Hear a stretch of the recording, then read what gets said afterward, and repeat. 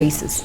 I don't think we can actually classify them in that case that we rank them. However, if you look at the drop in rental yields, which is the main metric that we use to look at it, the drop in performance has been across all the sectors actually. Because if you look at the residential, if you compare the growth in half one of 2019 and the half one of 2018, then there was a drop in rental yields by around 1%. The same happens in the commercial, office, and the retail, and even in land performance. There's also a decline in price appreciation. So I wouldn't rank them in which was the best performing, the worst. But yeah, just a general trend is a good way to capture it. Okay. Beatrice, I see this report, actually it's a very nice report. Thank you. I see a lot of property risks here, Beatrice. But one of the two outstanding issues for me here, one is that the rental yields are very high in the satellite towns and the lower mid-end market, right? So what's driving, why are we having, I mean, I look at the high end, the upper mid end rental yield of just slightly 300 basis points, but it's a double when you go outside Nairobi. And you talk about Kitengela, those are your key satellite towns, Rongai, Diaspora, Ruaka, for instance. Why are they performing better than the guys, the zones within Nairobi? The main issue affecting performance basically is the demand and supply. If you look at the areas that have effective demand, like what is supplied is what is demanded, is meaning the satellite towns.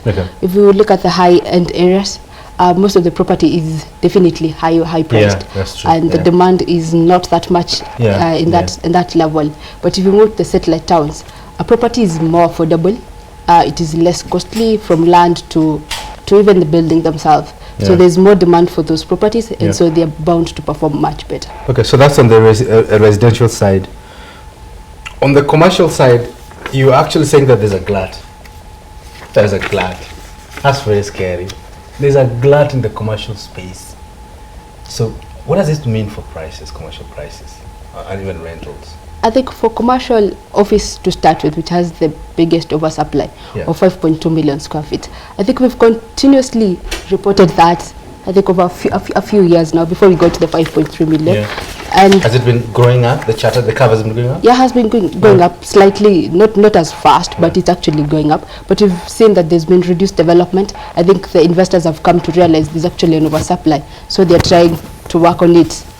So there's been reduced developments, unlike the usual times. So for the oversupply, it's mainly in commercial office, and it's because we have so many developments and there's less demand for these properties. I think, and this is mainly within the central business districts. Yeah, not mainly Nairobi, the CBD. It's just Nairobi metropolitan area. We look at Nairobi CBD and the surrounding area. So we look at Kilimani, we look at Upper Hill, we look at Thika Road, Mombasa Road, just around the CBD and areas around here. So there's a glut to the tune of 5.2 million square feet. Yes. Okay. That's very scary. So 5.2 million square feet. That's a space that is lying idle. All right. Nobody to take it.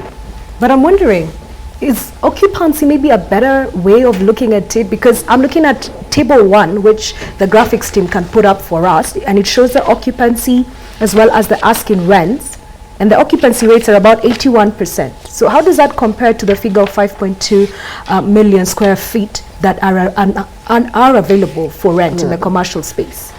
You see, when it comes to office, what actually affects office performance? First, it's a rent you can achieve. And whatever rent you can charge is dependent on what is the class of your office. We have the grade A offices, we have grade B, we have grade C. So mainly, if you look at where the opportunity actually lies, as much as there's a glut, there's still an opportunity, but it lies in areas where you can actually provide grade A offices.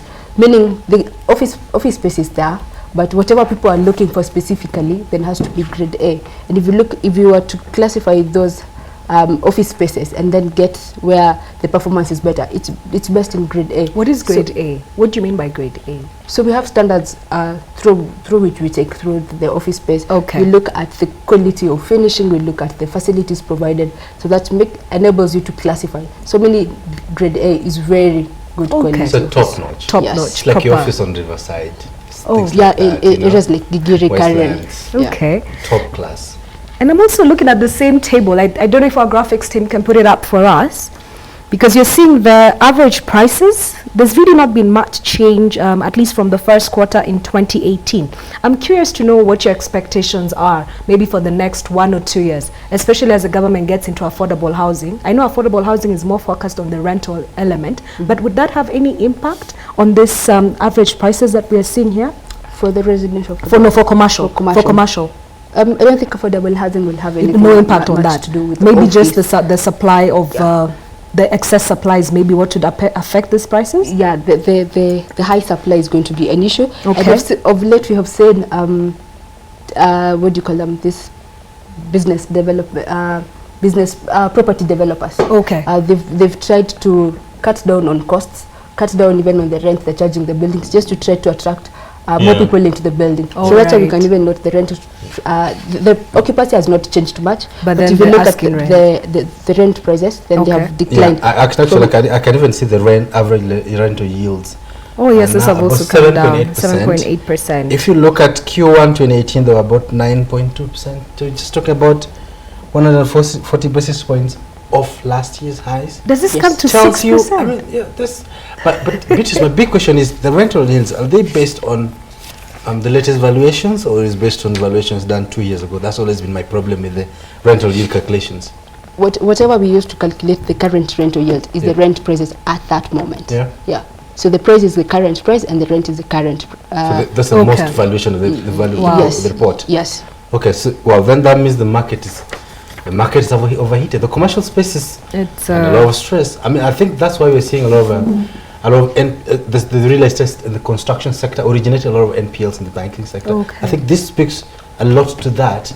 And for me, this means that I'll be concerned with the bank that has a huge exposure on the real estate market. You should be concerned. I mean, are you concerned with some of the banks that have exposures on the real estate market? It just depends on the different properties that people are actually looking at. Because if you look at the commercial office, there's an oversupply. Yes, we've mentioned that, but there are pockets of value. If you're able to go into the differentiated concept like serviced apartments, serviced offices, they have rental yield of around 13.4%, which is quite high. If you're able to look into offices that are in mixed-use developments, the MEDs, then they also have a rental yield of above 8%. So depending on where the office space is, and even if you look at areas like Karen, Gigiri, Kilimani, where you can offer very good offices, that's grade A offices, you're able to achieve yields of about 9%. So there's still pockets of value. Let me just, if I can just ask, I think my final question on commercial. So when you look here and you're saying that the asking rents on average are coming down 5.3% over the last year. This is on average, but of course the areas you've said like Kilimani and the likes of Karen are doing much better. I'm curious, in a year's time, when you're looking forward and you're estimating your forecast, does this trend continue? What's your long-term decline rate? If you look at the supply, which is it's the main way of forecasting these things. The supply is still there. We're still seeing more offices coming up. So either the prices will stagnate at some point, or they continue going down slowly but slowly until we're able to absorb that space that's already there. Then the development owners will be able to at least hike the prices. But as we are right now, just we have a negative outlook. Negative outlook for the commercial. I'm more worried about the commercial space. I mean, if you've got 5.2 million square feet of exact capacity, I mean, how long would the market need to absorb this 5.2 million? Is it 3 years?